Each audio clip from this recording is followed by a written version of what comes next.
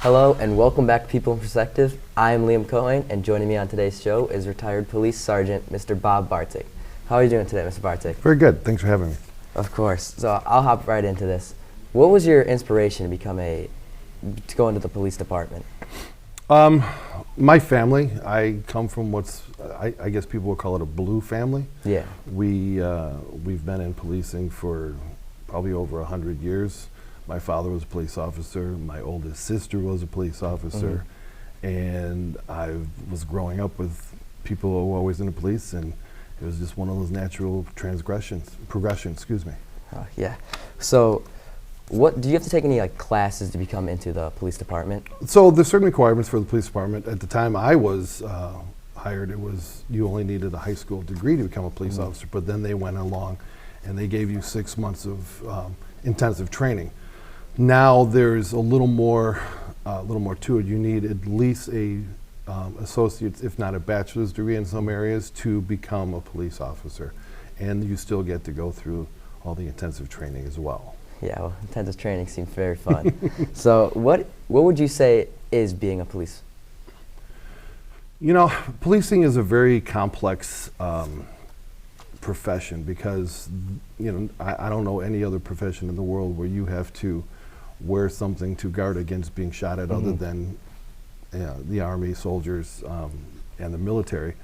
But it's more than that. You are truly a peace officer. You're not necessarily a police. You're not out there to arrest everybody. You do enforce the laws, but more likely you are keeping the peace. You are trying to make sure that everybody is able to live a normal, healthy, safe existence without fear of other people and without fear of bodily harm or invasion of privacy. And in the same sense, you still have to protect everybody's rights, all the inalienable rights that everybody has, to make sure that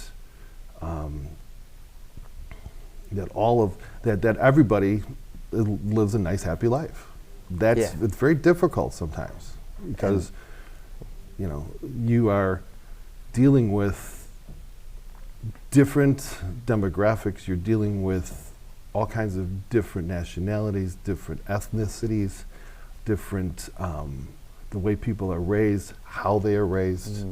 Where in some cultures a man can strike a woman, but if they're in the United States, they're not allowed to strike a woman.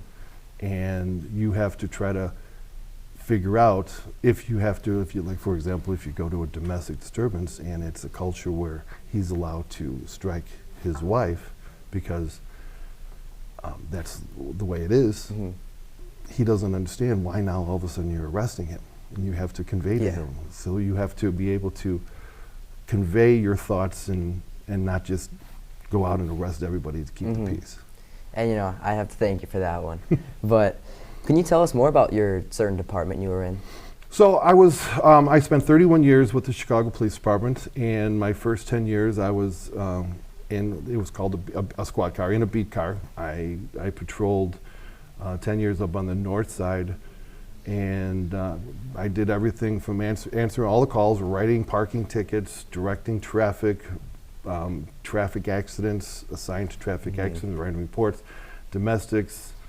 Every call that there was, we had to answer. Men with gun calls, person shot, person bit by a dog, or mom calls and says that her son is being unreasonable. We have to go to those. Loud noise disturbances. It's 2 o'clock in the morning because where I patrolled was a college area. The Loyola University was right up there.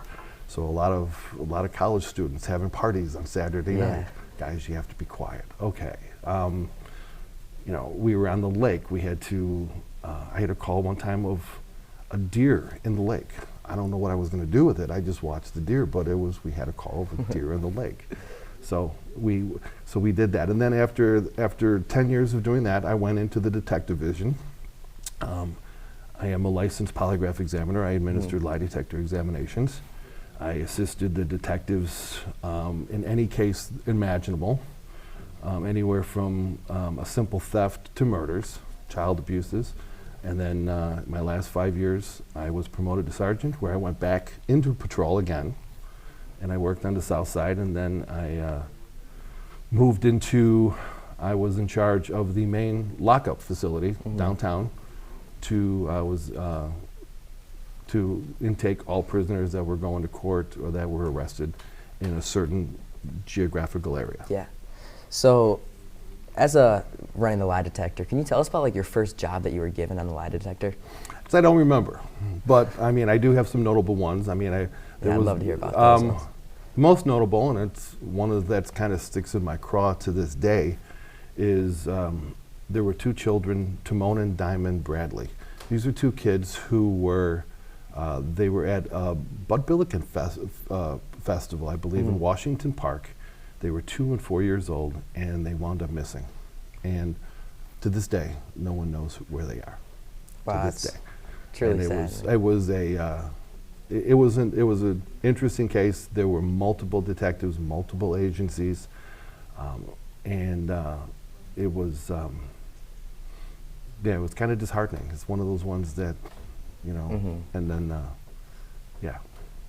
So, as you said, you started off kind of lower on the police tier. How was your journey to kind of climb the tier as a police? Well, there's the police department has multiple. A police department as big as Chicago has multiple avenues that a person can go through, because there are approximately 13,000 police officers in the city of Chicago, and there are 22 police districts that answer calls, just like here. If the village of Riverside would be considered one police district in the city of Chicago. Besides that, there are 5 detective areas that cover the entire city. There's canine units, there's the mounted units, there is evidence technicians, there are fingerprint latent examiners, there are narcotics intelligence, there are gang crimes, tactical officers. There are so many different avenues that, depending on where you want to go, you can set your sights to go in that particular way. I happen to have the qualifications and credentials to be a polygraph examiner before I became a police officer, so that allowed me to move into where I was at that. And then when I became a sergeant, it's more of examinations and then promotion. Wow, quite a journey. Well, thank you so much for coming on the show, Mr. Bartik. I'm Liam Keohane, and this was People in Perspective.